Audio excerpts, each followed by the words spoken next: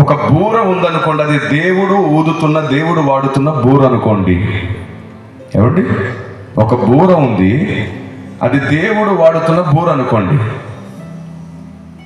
సాతాను ఏం చేస్తాడో తెలుసా? దాని మీద బురద జల్లుతాడు. ఇప్పుడు నువ్వు దేన్ని చూస్తావు? మనిషి బుద్ధిని బట్టి దేన్ని చూస్తాం మనం? ఆ బురద చూస్తామే కానీ అది దేవుడు వాడుతున్న బూర అని మాత్రం చూడం. సాతాను కుట్ర కూడా అదే.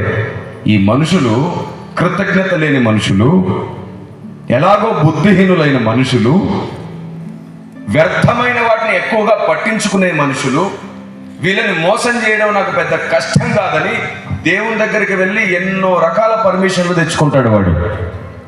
కానీ నా దేవుడు ఏమంటాడు తెలుసా? నా పిల్లలేమి అమాయకులేం కాదు, పిచ్చి వాళ్ళు ఏం కాదు, వారు తప్పకుండా నన్ను గుర్తుపడతారు, నా వాక్యాన్ని గుర్తుపడతారు, నా జ్ఞానమును గుర్తుపడతారు అని దేవుడు మన మీద నమ్మకంతో వాడితో సవాల్ చేస్తుంటాడు. మనం ఏం చేస్తాము? వాక్యమును నేర్చుకుంటే కదా వాడిని మనం గుర్తుపట్టడానికి. అసలు వాక్యం అంటే ఏంటో తెలిస్తే కదా వాడి తంత్రములు కూడా పసిగట్టడానికి. మనం సండే స్కూల్ కథలలోని భక్తుల జీవిత చరిత్రలతో హెచ్చరించబడి బుద్ధి చెప్పబడి ఇంటికి పంపబడుతున్నామే. దేవుడు దాచిన సంగతులు నేర్చుకోవడానికి సిద్ధ మనసు లేకపోయిందే. అందుకు వాడు మనల్ని మోసం చేయడం సులువైపోయింది వాడికి. వాడు ఎంత భయంకరమైన కుట్ర పన్నుతున్నాడంటే, నువ్వు దేవుని వాక్యానికి వేరే ఎన్నిటినో ఈజీగా నమ్మేస్తున్నావు.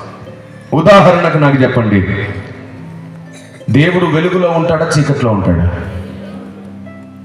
దేవుడు మరి గాఢాంధకారమందు నివాసము చేయువాడనని యెహోవా సెలవిస్తున్నాడని సొలొమోనుతో అన్నాడు కదా. ఎందుకు?